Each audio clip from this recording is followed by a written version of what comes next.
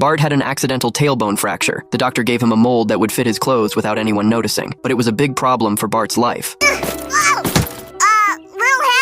Bart, stop fooling around. Lisa suggested that Skinner build handicap access to the school, but the cost of building it would have been astronomical. That's when Fat Tony came out of nowhere. He took a picture of him without Skinner's reaction. Soon enough, work began on the massive project at Springfield Elementary School. On the day of the chute system's completion, Skinner held a ceremony at where he invited Bart, a handicapped child, to the stage. What the? Bart, where's your wheelchair? Don't need it anymore. Doctor says my butt bone's stronger than ever. Ta-da!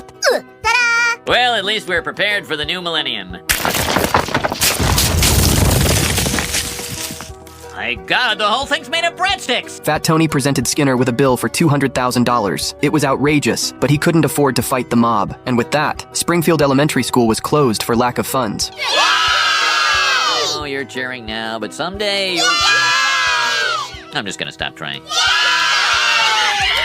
For the sake of the children's future, the residents decide to raise money with a musical. On stage, Nelson, who has no schooling, can't tell the difference between salt and rat poison. He pours rat poison into a pot of gravy. The bowl of gravy could be consumed by anyone they use. Barnes as an example. Bart takes the poisoned Barnes to the hospital. He can't read the map due to his lack of schooling. After he gets Barnes to the hospital, Ralphie, who has no schooling, accidentally cuts off the doll's head. The musical's purpose is clear. Charity, eh? Yes, I'd be more than happy to. A few days later, Springfield Elementary reopened, except that it was a private school instead of a public one. Jim was the corporate head of the school, and he fired all the teachers because he believed in unleashing the children's natural instincts. What are you passionate about, partner? Boogers.